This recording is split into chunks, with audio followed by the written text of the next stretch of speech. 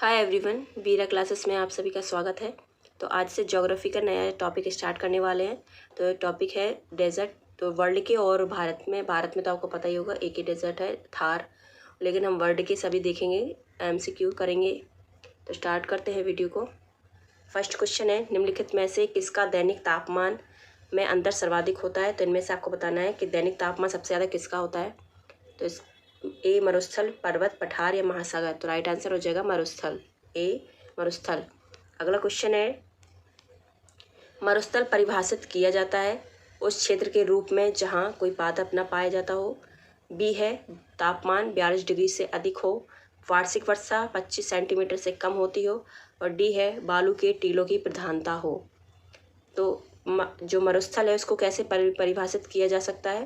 तो इसका right answer इसमें से हो जाएगा सी, जहाँ पर 25 सेंटीमीटर से भी कम वर्षा होती हो वार्षिक। ठीक है। थर्ड है, आंतरिक अपवाह द्वारा चिन्हित क्षेत्र है। आंतरिक अपवाह द्वारा चिन्हित क्षेत्र है पठार, मैदान, मरुस्थल या पर्वत। तो राइट आंसर हो जाएगा थर्ड का सी, मरुस्थल। आंतरिक अपवाह द्वारा चिन्हित क्षेत्र है मरुस्थल। एशिया के सबसे बड़े मरुस्थल का नाम बताइए। थार, गोबी, टकलामकान और या फिर काराकुम। एशिया का सबसे बड़ा मरुस्थल कौन सा है। तो फोर्थ का हो जाएगा बी, गोबी। ठीक है, गोबी मरुस्थल जो है एशिया का सबसे बड़ा मरुस्थल है। आगे बढ़ने से पहले प्लीज़ चैनल को लाइक एंड शेयर सब्सक्राइब ज़रूर कर लीजिए। तो बढ़ते हैं फिफ्थ क्वेश्चन पर। गोबी मरुस्थल किस देश में स्थित है, जो कि एशिया का सबसे बड़ा मरुस्थल है। कहाँ पर स्थित है। सोमालिया, मैक्सिको, मिस्र या मंगोलिया। राइट आंसर हो जाएगा डी, मंगोलिया। ठीक है, फिफ्थ का हो जाएगा डी, मंगोलिया। गोबी का मरुस्थल है पश्चिमी अफ्रीका में, चीन, दक्षिणी ऑस्ट्रेलिया या दक्षिण अमेरिका में। गोबी का मरुस्थल। ये सारे क्वेश्चन जो है प्रीवियस ईयर एग्जाम में पूछे गए हैं। जिस तरीके से पूछे गए हैं वो आप देखते रहिए, क्योंकि आपको एक आइडिया लग जाएगा। ठीक है, एग्जाम में किस तरीके से पूछा जाता है। वही क्वेश्चन है जो ऊपर हमने अभी करवाया था, बट यहाँ पर थोड़ा सा घुमा के पूछा है कि गोबी का मरुस्थल है कहाँ पर है। तो राइट आंसर सिक्स का क्या हो जाएगा, बी, चीन में। यहाँ पर चीन आंसर है तो चीन हो गया। ऊपर में मंगोलिया दिया हुआ था तो मंगोलिया। ठीक है, तो ये दोनों ही आपस में जो गोबी मरुस्थल है वो उसकी जो विस्तार है वो चीन में भी है और मंगोलिया में भी है।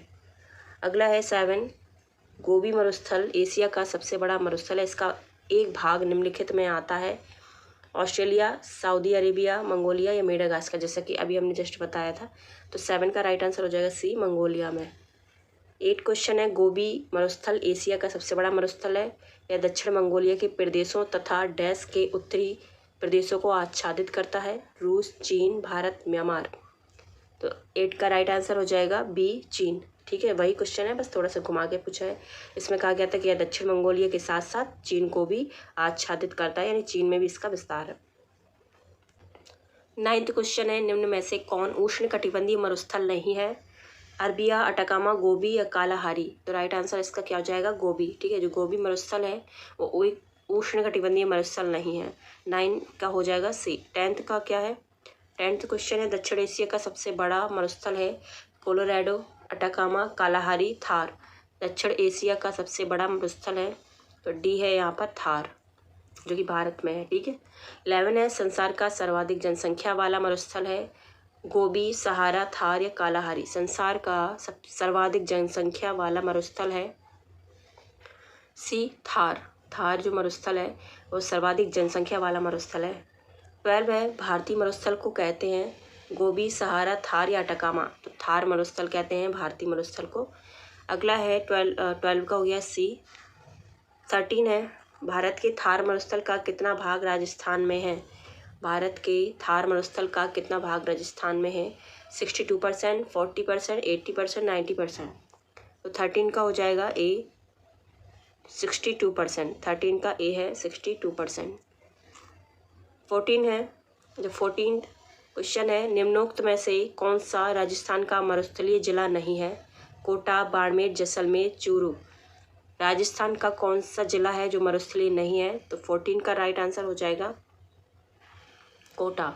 ठीक है, कोटा। 15 है, भारत के किस भाग में सर्वाधिक दैनिक तापांतर पाया जाता है। भारत के किस भाग में सर्वाधिक दैनिक तापांतर पाया जाता है। छत्तीसगढ़ मैदान के आंतरिक क्षेत्र में, पूर्वी तटीय प्रदेश, अंडमान द्वीपों में, राजस्थान के मरुस्थलीय क्षेत्रों में। तो डी इसका राइट आंसर हो जाएगा। राजस्थान के मरुस्थलीय क्षेत्रों में सबसे अधिक जो दैनिक तापांतर है वो पाया जाता है। तो 15 का राइट आंसर हो जाएगा डी। 16 है, निम्नलिखित में से कौन सा भारत में शीत मरुस्थल की सही अवस्थिति को व्यक्त करता है। फिर से क्वेश्चन को अच्छे से पढ़ लीजिए। निम्नलिखित में से कौन सा भारत में शीत मरुस्थल की सही अवस्थिति को अभिव्यक्त करता है। ए पीर पंजा श्रेणी के पश्चिम में, बी काराकोरम श्रेणी के उत्तर पूर्व में, सी है शिवालिक श्रेणी के दक्षिण में, डी है अरावली श्रेणी के पश्चिम में। तो शीत मरुस्थल कहाँ पर अवस्थित है। 16 का राइट आंसर हो जाएगा बी काराकोरम श्रेणी के उत्तर पूर्व में। ठीक है, जो कि लद्दाख वाला एरिया है ना, वो शीत मरुस्थल ही है, एक तरीके है। 17 है, निम्नलिखित में से कौन सा विश्व का सबसे बड़ा मरुस्थल है। अरेबियन, कालाहारी, सहारा, थार। विश्व का सबसे बड़ा मरुस्थल है। तो 17 का राइट आंसर हो जाएगा सी सहारा। 18 है, विश्व में सबसे विशाल मरुभूमि कौन सी है। सहारा मरुभूमि, थार, गोबी या ग्रेट सैंडी। तो राइट आंसर इसका 18 का हो जाएगा ए सहारा मरुभूमि। विश्व का सबसे बड़ा रेगिस्तान कौन सा है। गोबी, कालाहारी, सहारा, थार। तो राइट आंसर क्या हो जाएगा सहारा। 19 का भी सी है। 20 है, तकला मकान मरुस्थल किस देश में है। तुर्कमेनिस्तान, कजाकिस्तान, उज्बेकिस्तान, चीन। तकला मकान मरुस्थल किस देश में है। तो 20 का राइट आंसर हो जाएगा डी चीन में। ठीक है, 20 का हो जाएगा डी चीन में। 21 है, निम्नलिखित द्रोणियों में से किस एक में तकला मकान मरुस्थल अवस्थित है। लोपनोर द्रोणी, तरीम द्रोणी, कैरोलिन द्रोणी, रेड द्रोणी। तो तकला मकान मरुस्थल जो है वो किस द्रोणी में स्थित है। तो 21 का राइट आंसर हो जाएगा बी तरीम द्रोणी में। तरीम द्रोणी। निम्नलिखित में से किस मरुस्थल को चांद की घाटी, वैली ऑफ द मून कहा जाता है। गोबी, कालाहारी, अटाकामा या मोजाबे। किस मरुस्थल को वैली ऑफ द मून, चांद की घाटी कहा जाता है। 22 का राइट आंसर हो जाएगा सी अटाकामा मरुस्थल को। पृथ्वी का सर्वाधिक शुष्क क्षेत्र है। अटाकामा, अरब का मरुस्थल, गोबी मरुस्थल या थार मरुस्थल। पृथ्वी का सर्वाधिक शुष्क क्षेत्र है। 23 का राइट आंसर हो जाएगा ए अटाकामा मरुस्थल पृथ्वी का सबसे शुष्क क्षेत्र है। ठीक है, अगला है अटाकामा जो रेगिस्तान है कहाँ पर है। दक्षिणी अमेरिका, एशिया, अफ्रीका, उत्तरी अमेरिका। अटाकामा रेगिस्तान कहाँ पर है। तो 24 का हो जाएगा ए दक्षिणी अमेरिका में। 25 है, निम्नलिखित में से कौन सा कथन अटाकामा के बारे में सही नहीं है। यह संसार का सबसे शुष्क मरुस्थल है, वह दक्षिण अमेरिका में स्थित है, वह दक्षिणी चिली में अवस्थित है, या उसमें नाइट्रेट के प्रचुर भंडार हैं। तो इनमें से कौन सा सही नहीं है अटाकामा के बारे में आपको बताना है। 25 का राइट आंसर हो जाएगा सी, वह दक्षिणी चिली में अवस्थित है, जो कि गलत है, दक्षिण अमेरिका में। ठीक है। 26 है, निम्नलिखित में से कौन सा एक वस्तुतः वर्षा विहीन स्थान है, जहाँ पर वर्षा नहीं होती है। ए का सहारा, कालाहारी, अटाकामा या गिब्सन। 26 का राइट आंसर हो जाएगा सी अटाकामा मरुस्थल, जो कि एक शुष्क क्षेत्र तभी बोला जाता है क्योंकि वहाँ पर क्या है, वर्षा नहीं होती है, वर्षा विहीन स्थान है। 27 है, निम्नलिखित में से किस देश में कालाहारी मरुस्थल स्थित है। Bharat, Pakistan, Botswana, Kenya. Kalahari मरुस्थल कहाँ पर स्थित है। 27 का राइट आंसर हो जाएगा सी बोत्सवाना। 28 है, निम्नलिखित में से कौन सा मरुस्थल दक्षिणी गोलार्ध में स्थित है। गोबी, कालाहारी, चिहुआहुआन, सहारा। कौन सा मरुस्थल दक्षिणी गोलार्ध में स्थित है पूछा गया है। तो 28 का राइट आंसर हो जाएगा बी कालाहारी मरुस्थल जो है दक्षिणी गोलार्ध में स्थित है। अब आपको इनमें से कथन है कौन सा सही है ये बताना है। निम्नलिखित कथनों में से कौन सा एक सही है। कालाहारी एक मरुस्थल है क्योंकि पर्वत के प्रति पवन दिशा पर है।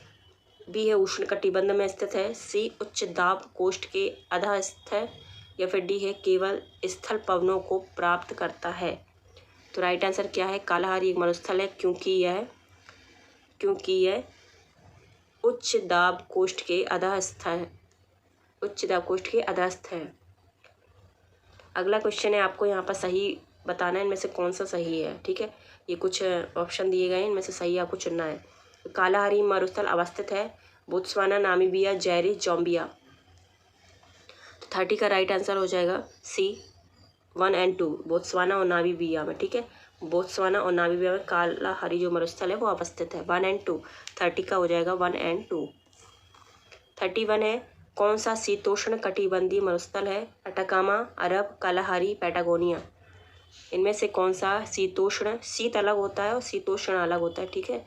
तो यहाँ पर शीतोष्ण पूछा गया है, तो 31 का राइट आंसर हो जाएगा डी। शीतोष्ण कटिबंधन कौन सा है? पैटागोनियन मरुस्थल।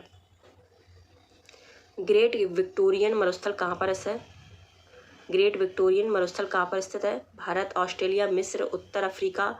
ई है उपरोक्त में से कोई नहीं या इनमें से उपरोक्त में से एक से अधिक। क्वेश्चन देख लीजिए, ये ऑप्शन पढ़ लीजिए, ठीक है। तो ग्रेट विक्टोरियन मरुस्थल कहाँ पर स्थित है? 32 का हो जाएगा बी, ऑस्ट्रेलिया में। 33 है, निम्नलिखित में से सही सुमेलित नहीं है, ये बताना आपको। एक तरफ मरुस्थल दिए गए हैं, एक तरफ आपको देश दिए गए हैं, ठीक है।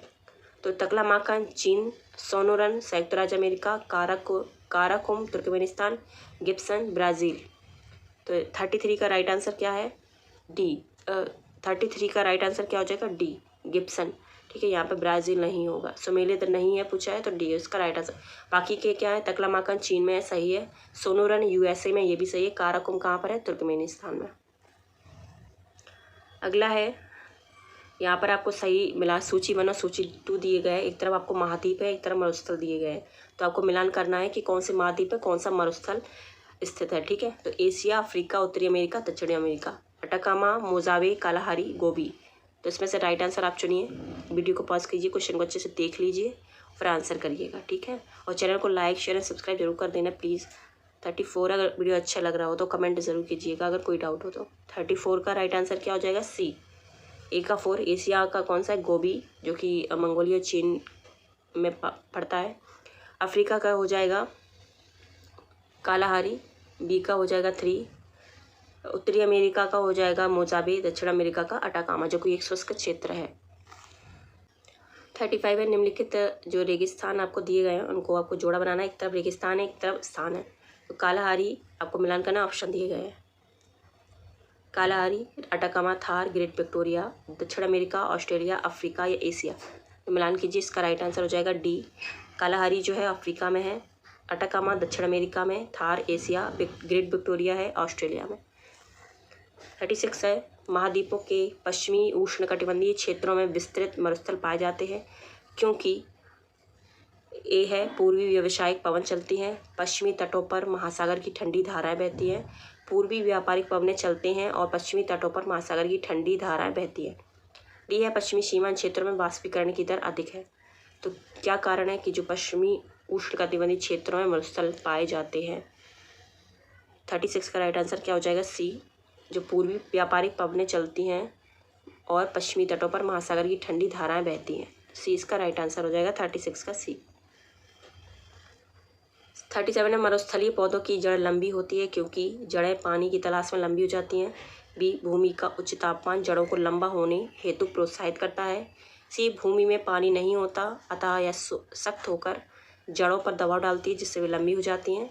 डी, जड़ें सूर्य की गर्मी के विपरीत दिशा में बढ़ती हैं। तो 37 का राइट आंसर हो जाएगा ए, जड़ें जो है पानी की तलाश में लंबी हो जाती हैं। 38 है, यहाँ पर आपको कथन दिए गए इनमें से कौन सा सही है? अफ्रीकी और यूरेशियाई मरुस्थलीय क्षेत्र के निर्माण का मुख्य कारण क्या है? जो अफ्रीकी और यूरेशियाई मरुस्थलीय क्षेत्र उनके निर्माण का क्या कारण है मुख्य? ए, यह उपोष्ण उच्च दाब कोशिकाओं हाई प्रेशर सेल में अवस्थित है। दूसरा है, यह ऊष्ण महासागर धाराओं के प्रभाव क्षेत्र में पड़ता है। तो राइट आंसर इसमें से कौन सा है? केवल 2, केवल एक और 2 दोनों, या इनमें से कोई नहीं। तो इसका राइट आंसर 38 का हो जाएगा बी, केवल एक, ठीक है। यह उपोष्ण उच्च दाब कोशिकाओं में अवस्थित है। अफ्रीकी जो यूरेशियाई मरुस्थलीय क्षेत्र है वो एक हाई प्रेशर सेल में अवस्थित है। लास्ट क्वेश्चन है, मरुस्थलीय भवन को रोका जा सकता है? अवनालिकाओं को प्लग करके, अतिचारण को रोककर, समोच्च रेखीय जुताई द्वारा या रक्षक मेखलाएं बनाकर। तो जो मरुस्थलीय भवन है, ये जो मरुस्थलीकरण हो रहा है, तो उसे कैसे रोका जा सकता है? 39 का हो जाएगा डी, रक्षक मेखलाएं बनाकर, ठीक है। तो बस फिलहाल इस वीडियो में इतना ही, मिलते हैं इसके अगले पार्ट में। एक पार्ट और आएगा इसका, बस तो ये कंप्लीट हो जाएगा, फिर हम नया टॉपिक स्टार्ट करेंगे। तो अभी के लिए थैंक यू सो मच।